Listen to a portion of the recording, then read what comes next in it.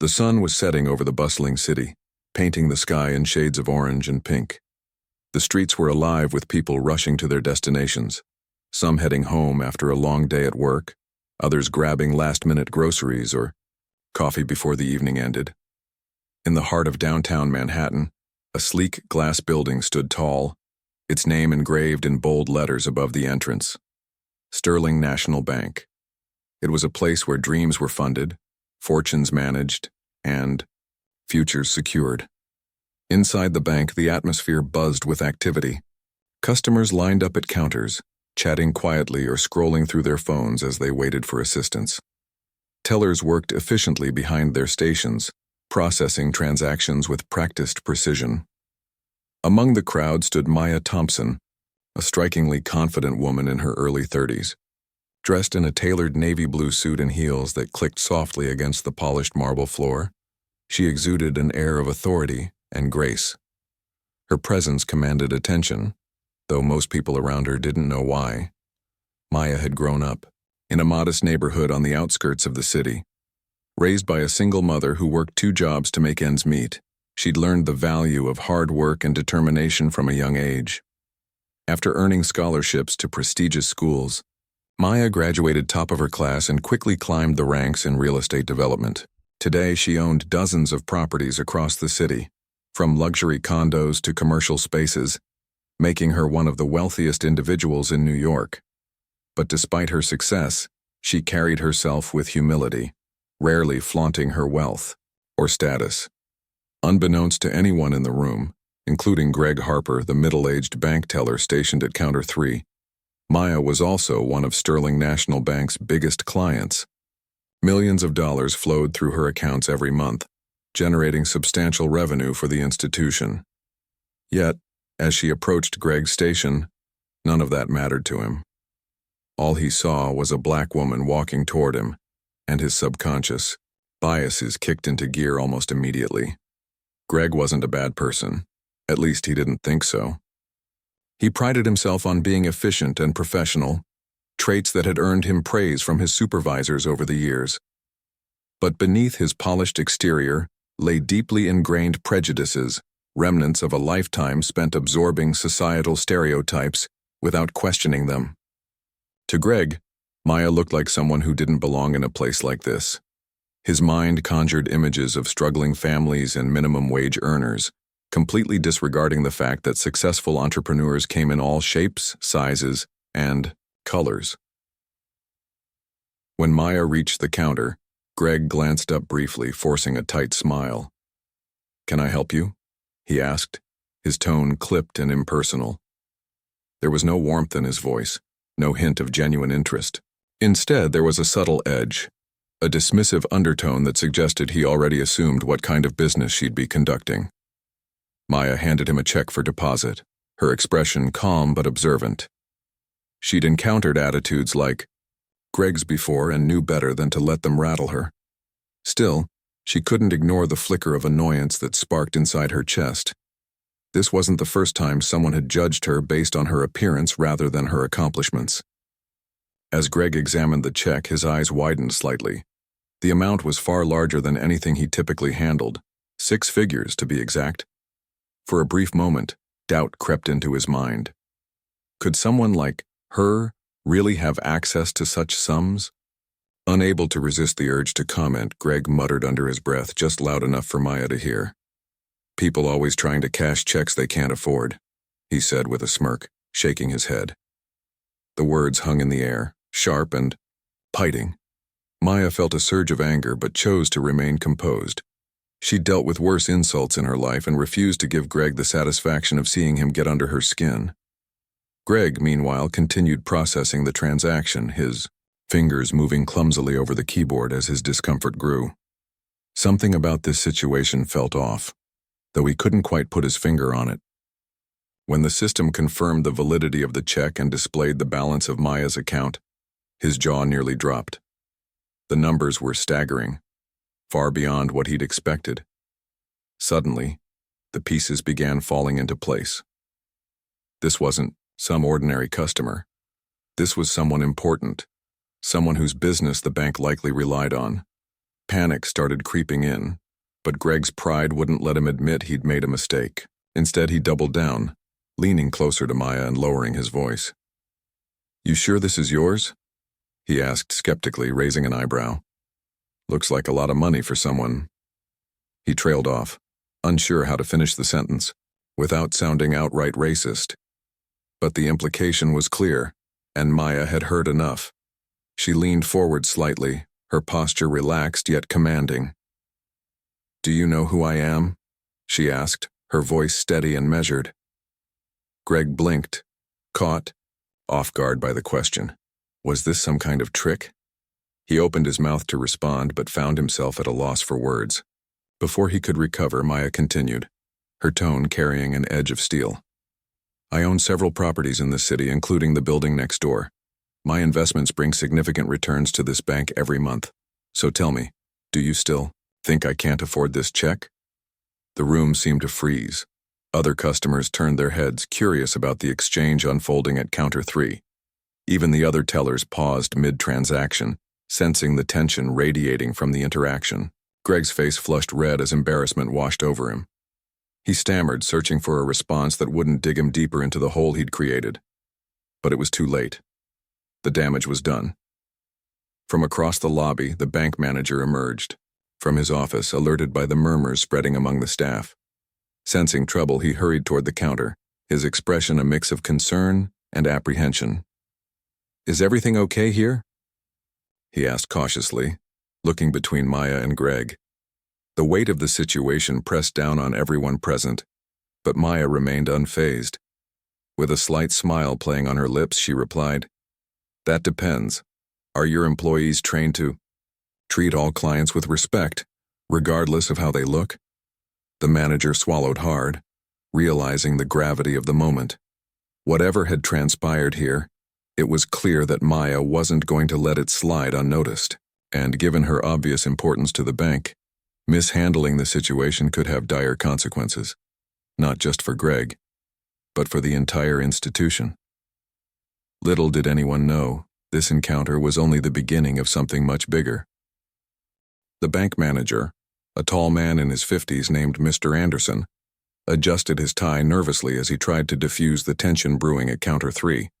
His eyes darted between Maya and Greg, attempting to gauge the severity of the situation.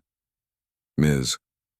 Thompson," he began, using her last name to convey professionalism. "I apologize if there has been any misunderstanding here.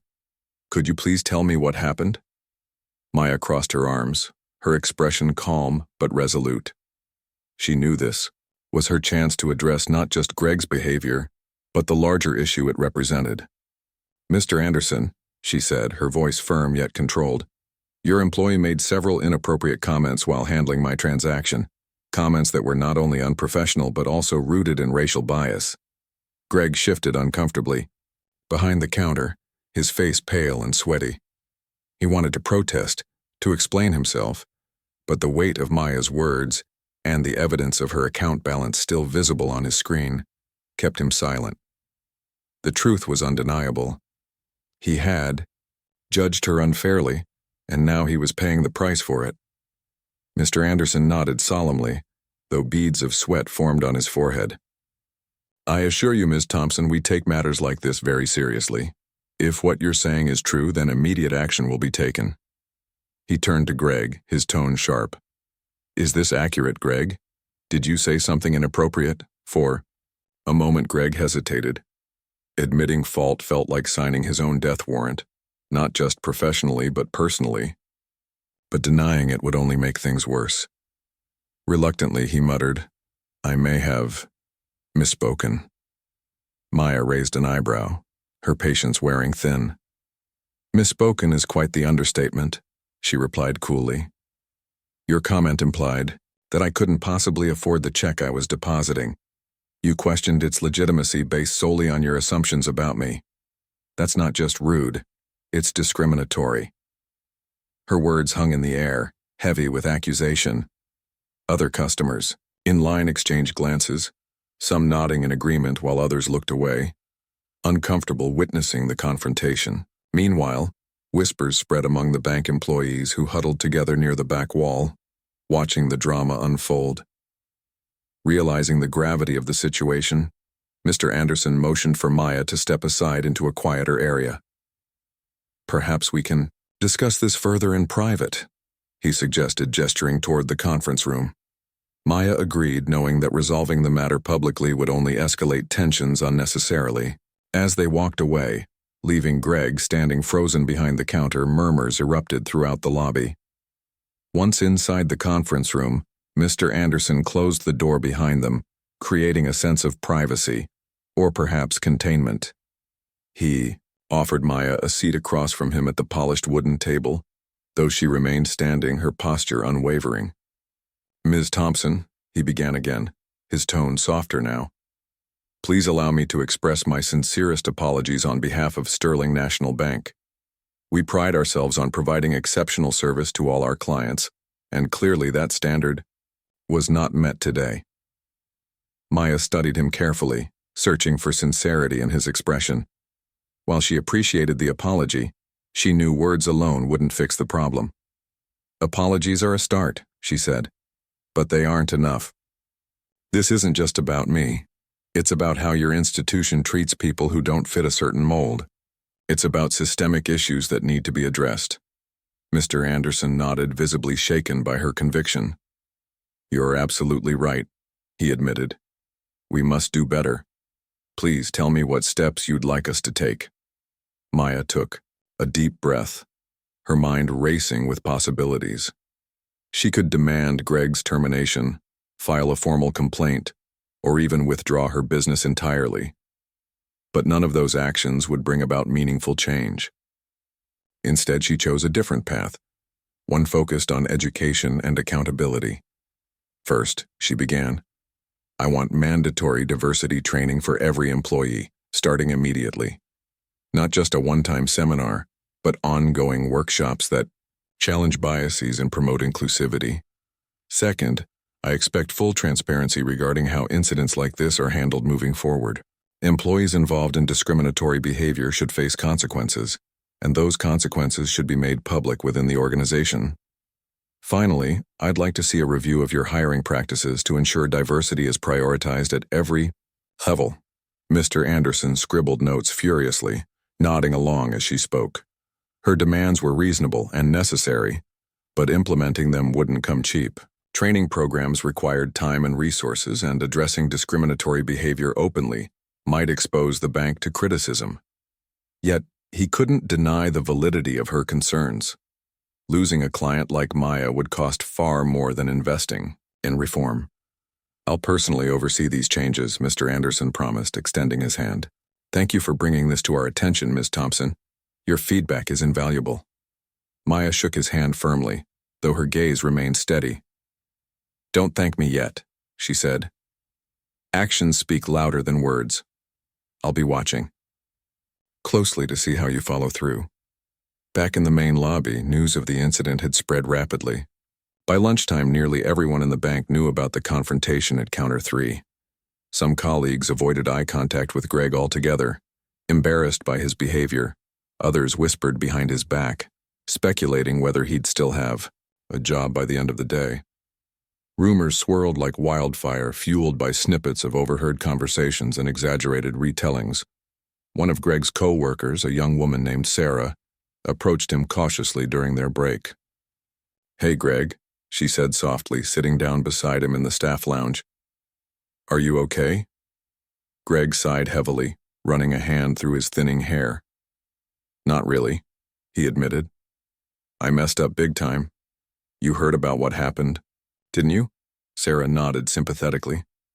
"Yeah, word travels fast around here. Look, I'm not excusing what you said. It was wrong. But maybe there's a way to fix it. Have you thought about apologizing to her?" Greg winced at the suggestion. Apologizing meant admitting fault, and admitting fault meant facing the reality of his own prejudice. It wasn't something he was ready to confront. "Even if I did apologize, do you think she'd accept it?" he asked bitterly. "She's probably already planning to sue the bank or something." Sarah frowned, leaning closer. "That's not the point, Greg. Whether she accepts your apology or not, it's the right thing to do. And honestly, if you don't take responsibility, For your actions, you'll lose more than just your job. You'll lose respect. From everyone. Her words struck a chord, though Greg wasn't ready to acknowledge it. He spent the rest of the afternoon replaying the incident in his mind, cringing at each remark he'd made, and wondering how he could have been so blind. For the first time in years, he felt truly humbled and deeply ashamed. By late afternoon, social media had caught wind of the story. A customer who had witnessed the exchange posted about it online, sharing details of the interaction and expressing outrage over Greg's behavior. Within hours, the post went viral, sparking heated discussions about racism and workplace discrimination. Videos of Maya calmly confronting Greg surfaced, garnering millions of views. Hashtags like "Respect all clients" and "Accountability in action" trended nationwide, drawing attention to the broader issue of systemic bias. Journalists reached out to Maya, eager to hear her side of the story. At first, she declined interviews, preferring to focus on pushing for change within the bank. But as the public outcry grew louder, she realized she had an opportunity to amplify her message. Reluctantly, she agreed to speak publicly, using the platform to advocate for equality and justice. In her first interview, Maya recounted the incident in detail, emphasizing how it reflected poorly on the entire organization. "This isn't just about me," she explained. "It's about the message companies send when they fail to address discrimination. It's about ensuring that everyone feels valued and respected, regardless of their race, gender, or background." Her eloquence and poise inspired countless viewers, many of whom shared similar experiences. Companies across the country began reevaluating their policies, fearful of becoming the next target of public scrutiny. Meanwhile, Greg found himself ostracized both professionally and personally. Suspended pending investigation, he became a pariah in the community. Friends distanced themselves, unwilling to associate with someone labeled a bigot. His family urged him to apologize sincerely, but pride and denial prevented him from doing so, at least for now. As the day came to an end, Maya stepped out of the bank, the city lights casting a warm glow around her.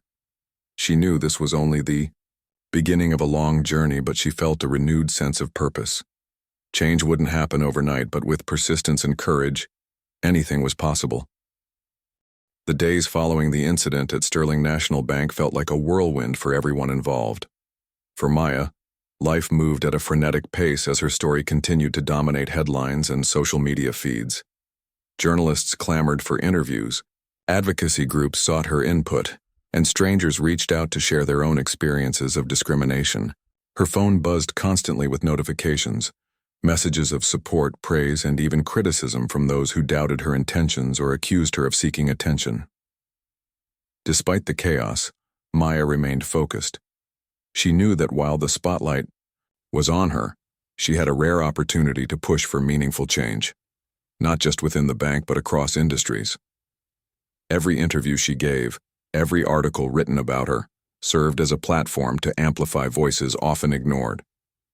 She spoke passionately about the need for systemic reform, emphasizing that true equality required more than performative gestures. "It's not enough to say you're inclusive," she told one reporter during a live TV segment. "You have to prove it through action." Her words resonated deeply with audiences around the world. Countless viewers tuned in to watch her articulate arguments against prejudice, many nodding along as she recounted personal anecdotes of facing racism in professional settings. Some shared tearful stories of enduring similar treatment. Others expressed gratitude for her courage in speaking out. Social media lit up with hashtags like equality at work and bias-free businesses as people rallied behind her cause. What started as an isolated confrontation in a Manhattan bank branch had snowballed into a nationwide conversation about racial injustice. Meanwhile, Sterling National Bank scrambled to respond to the growing scrutiny.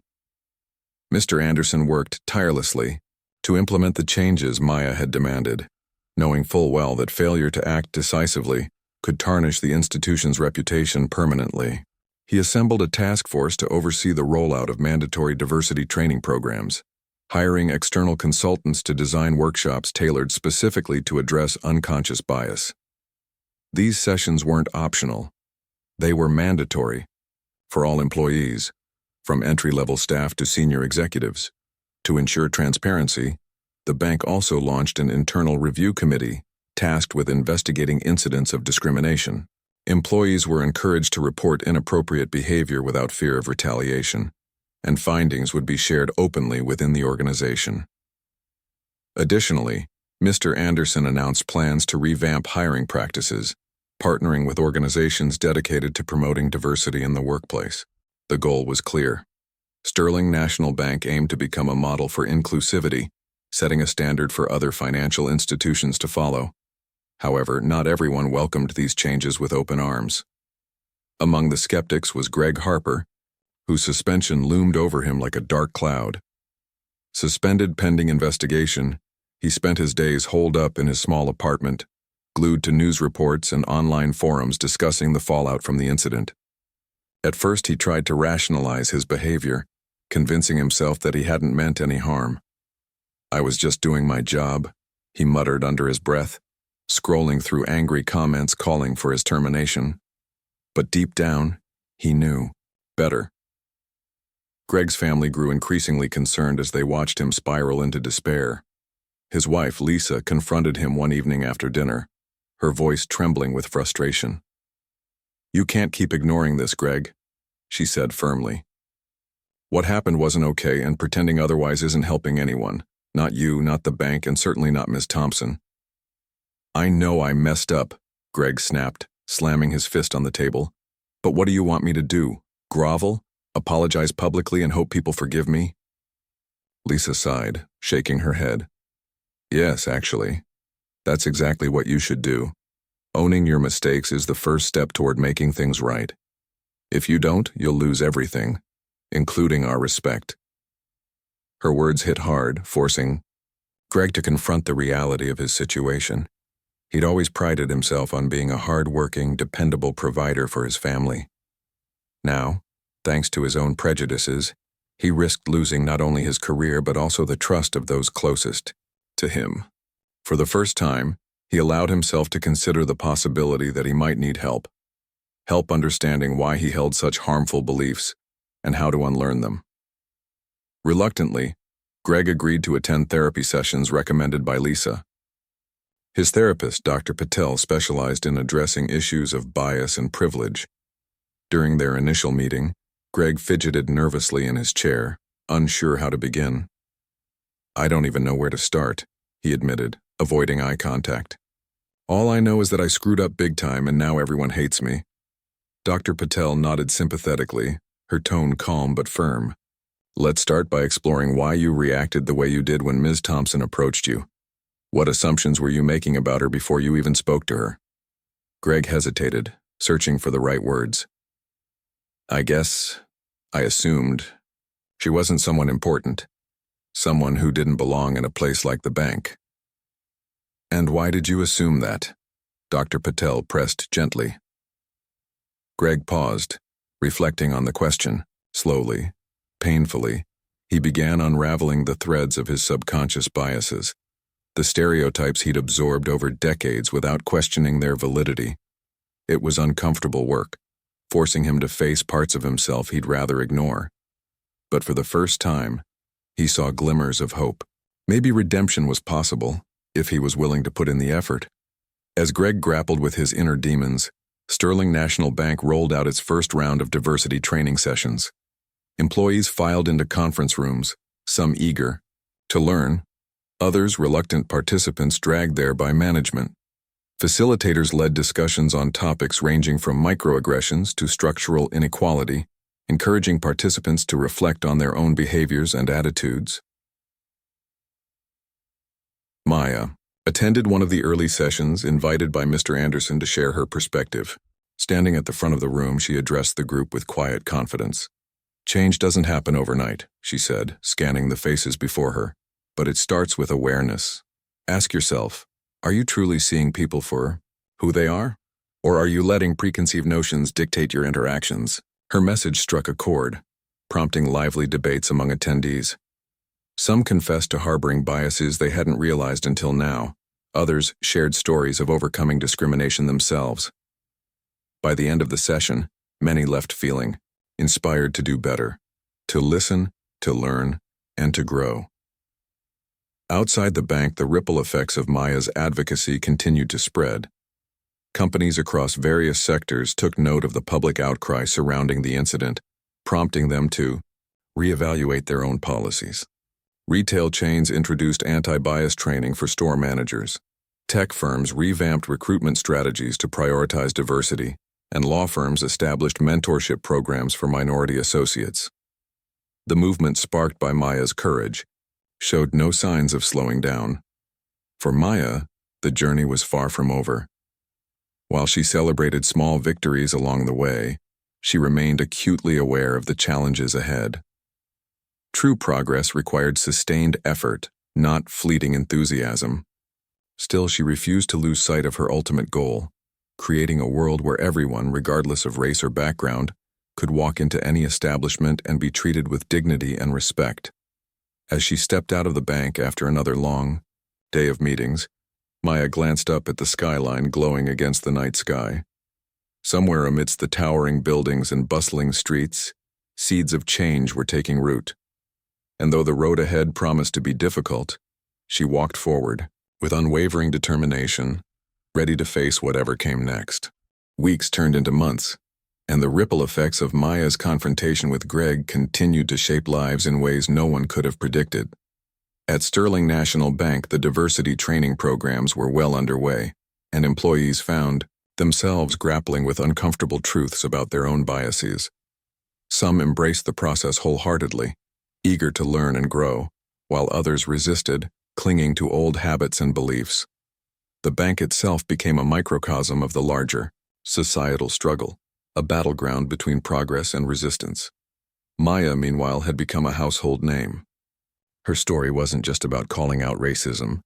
It was about using her platform to advocate for systemic change. Invitations poured in from all corners. Universities wanted her to deliver keynote speeches. Corporations sought her advice on fostering inclusive environments, and grassroots organizations invited her to collaborate on initiatives aimed at dismantling institutional barriers. She accepted as many opportunities as she could, knowing that her voice carried weight in this moment of heightened awareness. One evening, Maya stood on stage at a packed auditorium, addressing an audience of hundreds.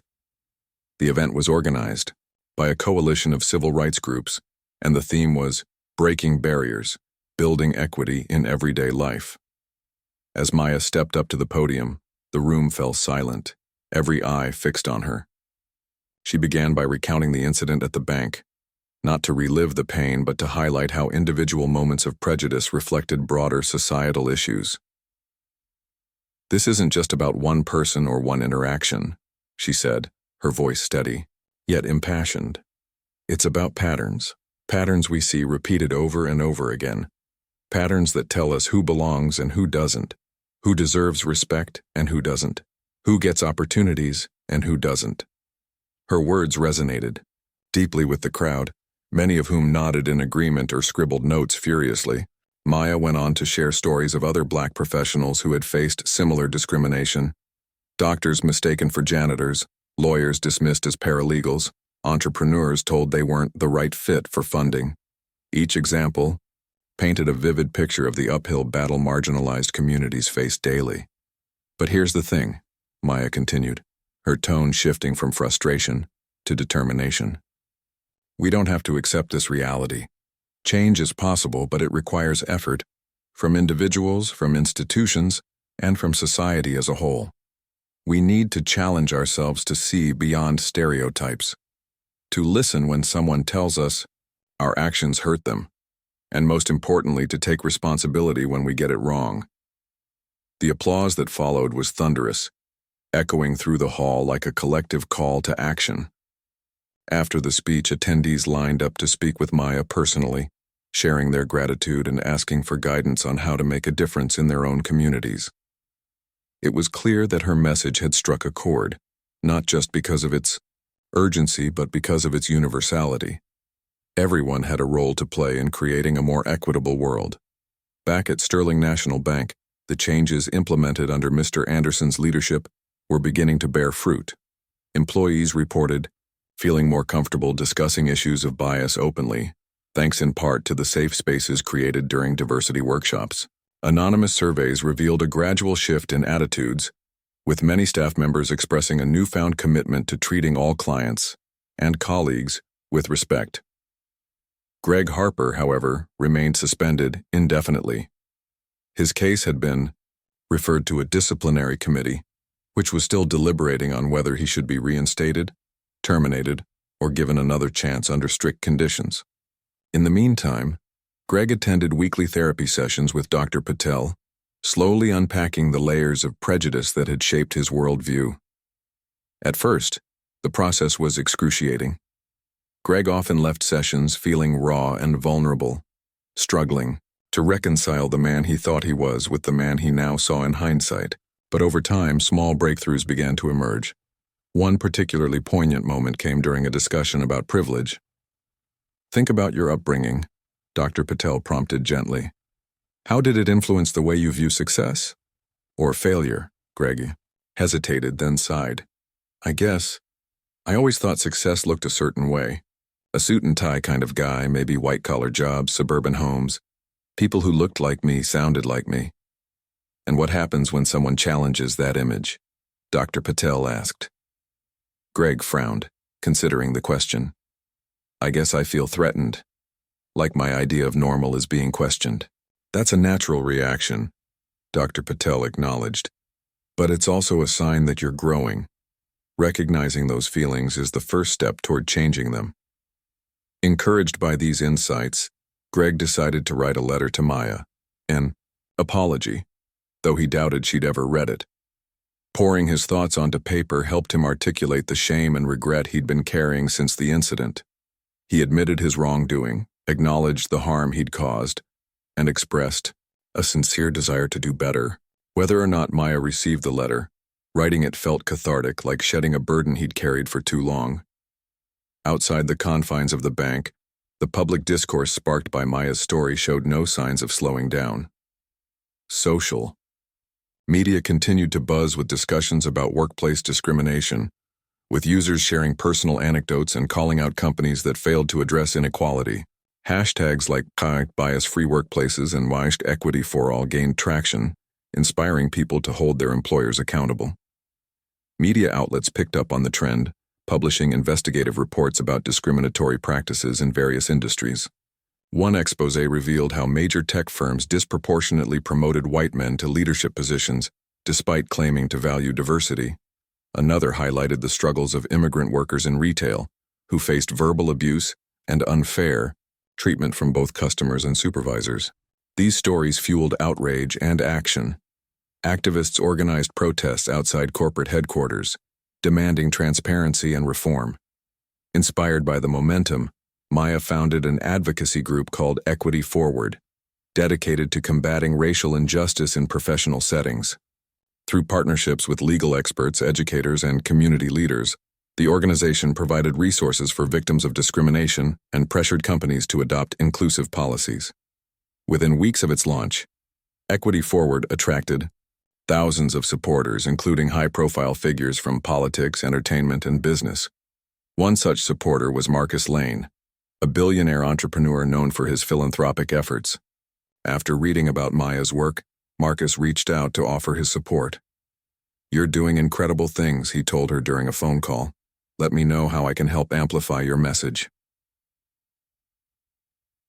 With Marcus's backing, Equity Forward expanded rapidly, launching campaigns to educate the public, lobby lawmakers, and fund scholarships for minority students pursuing careers in fields historically dominated by white professionals. Maya traveled across the country, speaking at URI conferences, meeting with policymakers, and rallying supporters. Her tireless advocacy earned her recognition as one of Time magazine's 100 most influential people, solidifying her status as a leading voice in the fight for equality. Despite the progress being made, challenges persisted. Not everyone welcomed the push for inclusivity. Critics argued that diversity initiatives amounted to reverse discrimination, accusing companies of prioritizing optics over merit. Others dismissed Maya's efforts as self-serving, claiming she was exploiting the incident at the bank for personal gain. Trolls flooded her social media accounts with hateful comments, attempting to undermine her credibility. But Maya refused to let negativity deter her. Instead, she used the criticism as fuel, channeling it into her mission. During a live interview on national television, she addressed the backlash head-on. "If standing up for what's right makes me unpopular, so be it," she declared. "This isn't about me. It's about ensuring future generations inherit a fairer, more just society." Her resilience inspired countless viewers, many of whom vowed to join the movement. Grassroots campaigns sprang up in cities nationwide, organizing workshops, rallies, and fundraisers to support marginalized communities. Slowly but surely, the tide was turning. As for Greg, his journey toward redemption remained ongoing. Though he hadn't yet returned to work, he began volunteering at a local nonprofit focused on helping underserved youth develop career skills. Interacting with young people from diverse backgrounds forced him to confront his biases in new ways, reinforcing the lessons he'd learned in therapy. While forgiveness from Maya, or anyone else, wasn't guaranteed, Greg took solace in knowing he was working to become a better version of himself. By the end of the year, Sterling National Bank announced record-high levels of client satisfaction, crediting its revamped diversity initiatives for the improvement. Employees reported feeling more valued and respected, and clients praised the institution for its commitment to inclusivity. For Maya, it was proof that change was possible, even in places where resistance ran deep. As she reflected on everything that had transpired, Maya allowed herself a rare moment of pride. The road ahead was long, fraught with obstacles and setbacks. But for the first time in a long time, she felt hopeful that the seeds of justice planted today would blossom into a brighter tomorrow for everyone. Months turned into a year, and the impact of Maya's courage continued to reverberate far beyond the walls of Sterling National Bank.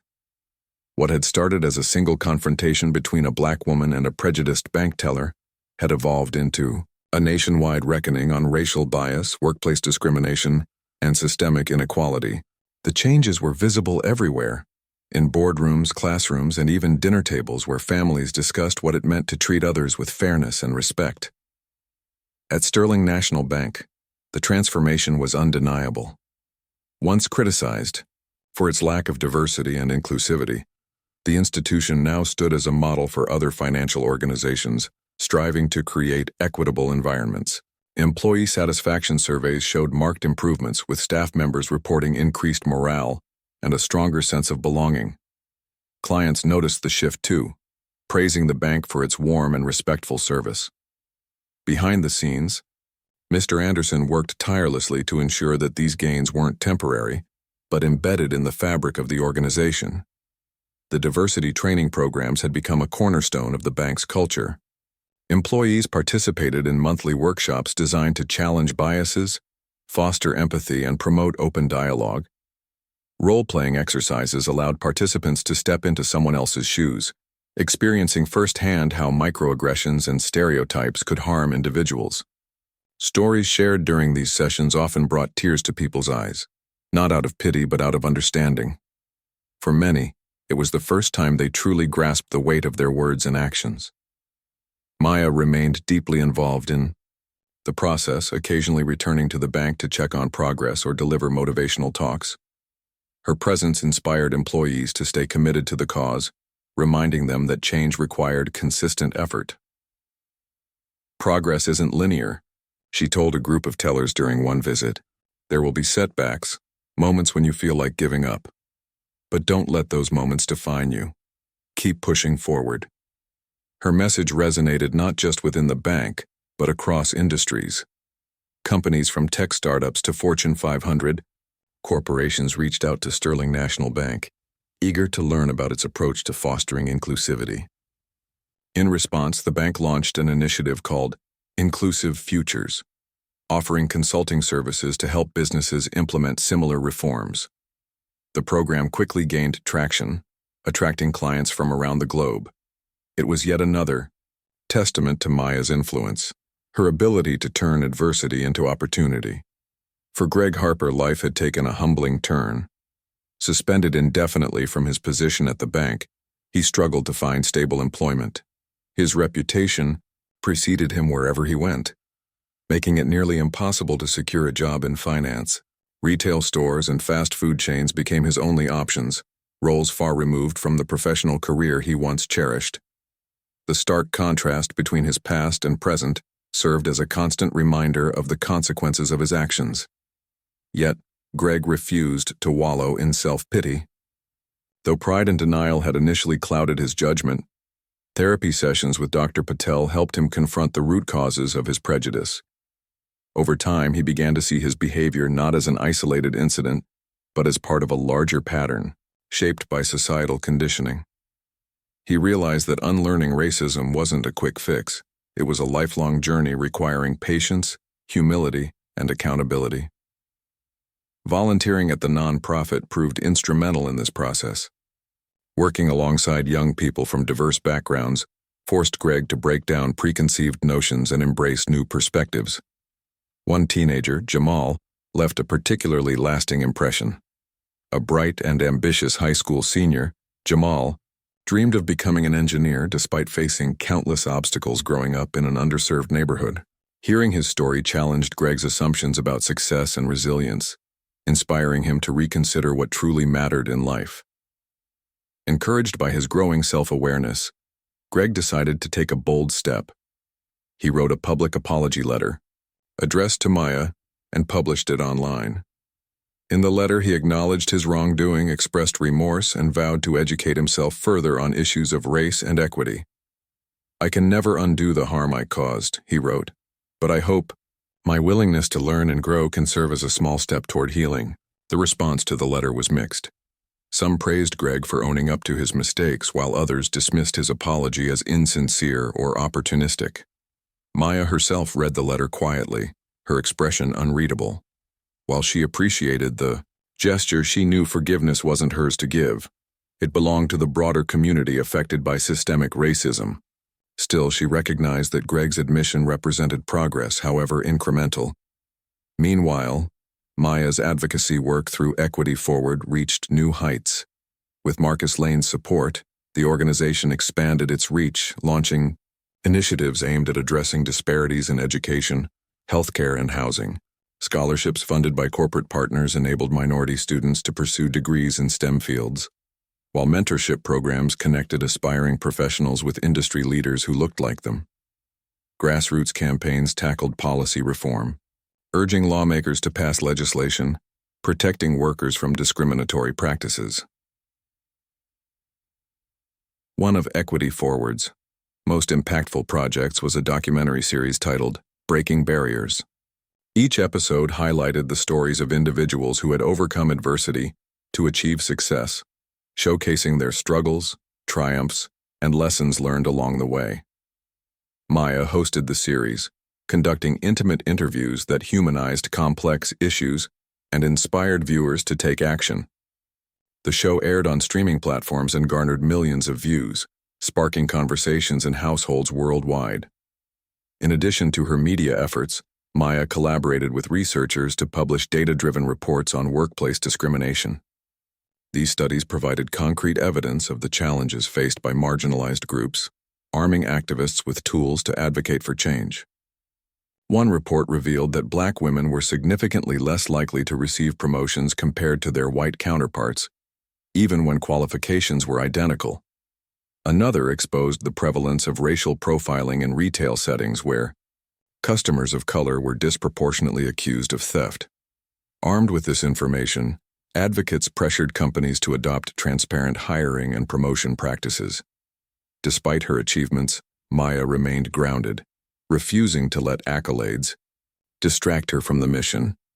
She often reminded herself and others that true equality required more than symbolic gestures. "It's not enough to post a Black History Month graphic on social media," she said during a panel discussion.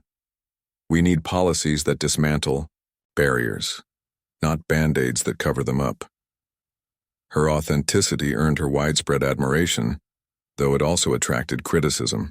Detractors accused her of being too radical, arguing that her demands for systemic overhaul were unrealistic.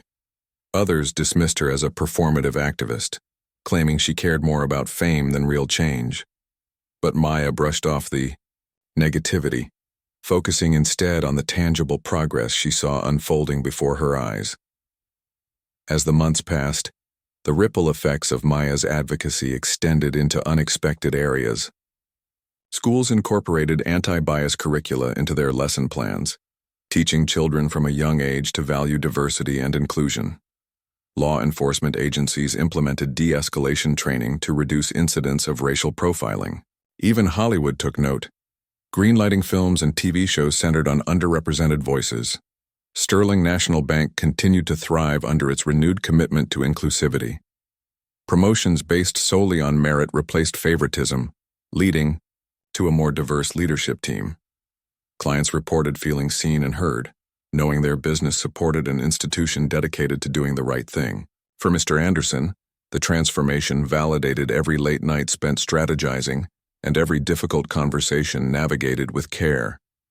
Greg, meanwhile, found solace in his volunteer work, gradually rebuilding his life piece by piece. While reconciliation with Maya seemed unlikely, he held on to hope that his efforts might inspire others to reflect on their own biases. Redemption, he realized, wasn't about erasing the past, but about contributing positively to the future. And Maya? She pressed on, driven by the belief that no obstacle was insurmountable if approached with determination and compassion. As she gazed out at the city skyline one evening, she felt a deep sense of purpose. The fight for justice was far from over, but with each passing day, the world edged closer to becoming a place where everyone could walk into any room and feel they belonged. 2 years had passed since the day Maya Thompson walked into Sterling National Bank and confronted Greg Harper about his discriminatory remarks. The incident that began as a personal affront had grown into a movement, reshaping not only the bank, but also the broader landscape of societal norms. As the dust settled, the long-term impacts of Maya's courage became clearer, both in terms of progress achieved and challenges still ahead. At Sterling National Bank, the changes implemented under Mr. Anderson's leadership were now deeply ingrained in the institution's culture. What started as mandatory diversity training evolved into an ongoing commitment to inclusivity, with employees regularly engaging in workshops, discussions, and activities designed to foster empathy and understanding. The bank's workforce reflected greater diversity than ever before, thanks to revamped hiring practices prioritizing fairness and representation. Women, people of color, and members of the LGBTQ+ community held positions at every level, from entry-level roles to executive suites. Clients noticed the difference too. Gone were the days when customers felt judged or dismissed based on their appearance. Instead, they encountered warm, respectful interactions that made them feel valued. The bank's reputation soared, attracting new clients eager to support an organization committed to equity. Financially, the institution thrived, proving that doing the right thing wasn't just morally sound, it was good for business. For Mr. Anderson, leading this transformation had been both challenging and rewarding. He often reflected on how close the bank had come to losing one of its most important clients, and how Maya's intervention had forced him to confront uncomfortable truths. Change is never easy, he admitted during a keynote speech at T, a corporate ethics conference. But staying stagnant is far more dangerous. If we want to build trust, we have to be willing to listen, learn, and adapt. Greg Harper's journey toward redemption continued, though it remained fraught with obstacles. After months of searching, he finally secured a part-time position at a local bookstore, a quiet, unassuming job miles away from the fast-paced world of finance. It wasn't glamorous, but it gave him stability and allowed him to interact with people from all walks of life. Slowly, he rebuilt his sense of purpose, finding joy in small victories like recommending books to customers or helping organize community events. His volunteer work at the nonprofit remained central to his growth. Over time, Greg formed meaningful connections with the youth he mentored, learning as much from them as they did from him. Jamal, the ambitious high school senior, who dreamed of becoming an engineer, stayed in touch even after graduating. When he received a full scholarship to a prestigious university, Jamal credited Greg for believing in him when others doubted his potential. For Greg, hearing those words was worth more than any promotion or paycheck. Though he occasionally wondered if Maya would ever forgive him, Greg accepted that forgiveness wasn't guaranteed or necessary. What mattered was continuing to grow, to challenge himself, and to contribute positively to the world around him. In therapy sessions with Dr. Patel, he explored ways to use his experiences as a teaching tool, sharing his story with others struggling to overcome prejudice. Though painful, these conversations helped reinforce his resolve to keep moving forward. Maya Thompson, meanwhile, cemented her legacy as a champion for justice.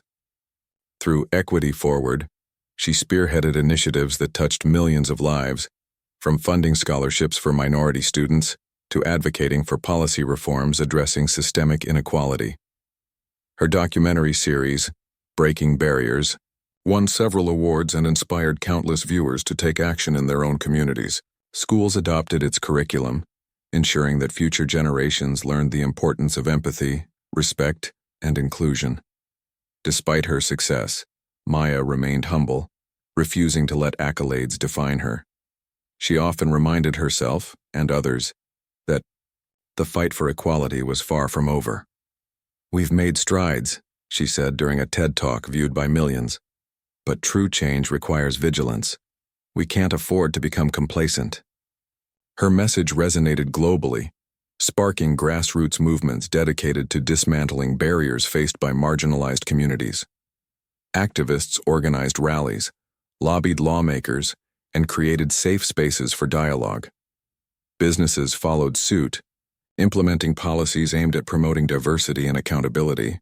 Even industries historically resistant to change began embracing inclusivity, recognizing that progress benefited everyone.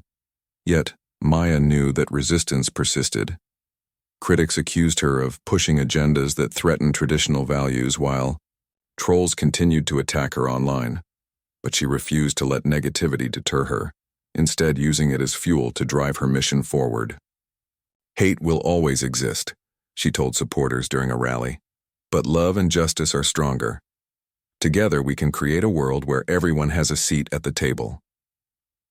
As the years rolled on, the ripple effects of Maya's advocacy extended beyond workplaces and institutions, reaching into everyday interactions.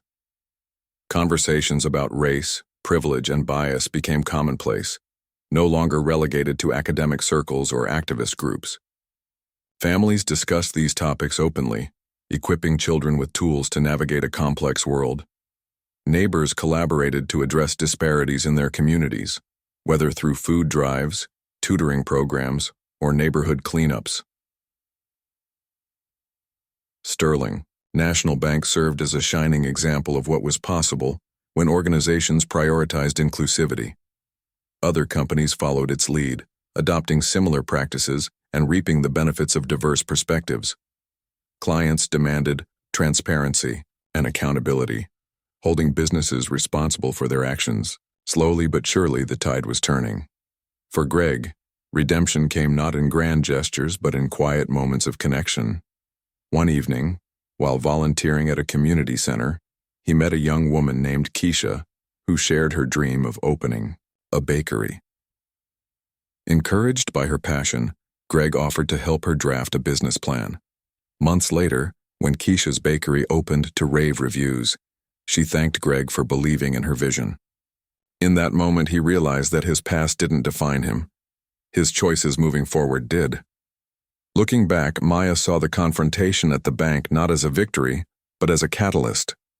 It had ignited a chain reaction, inspiring individuals and institutions to reflect on their biases and strive for better. While systemic racism and discrimination remained pervasive, the collective effort to combat them offered hope. Progress, she knew, wasn't linear. It was messy, imperfect, and often frustrating. But it was also beautiful, filled with moments of triumph and resilience.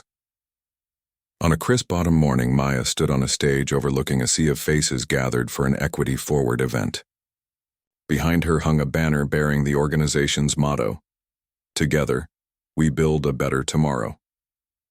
As she addressed the crowd, her voice carried the weight of experience and conviction. "This journey isn't about one person or one moment," she said, scanning the audience. "It's about all of us working together to create a world where everyone belongs, where everyone matters."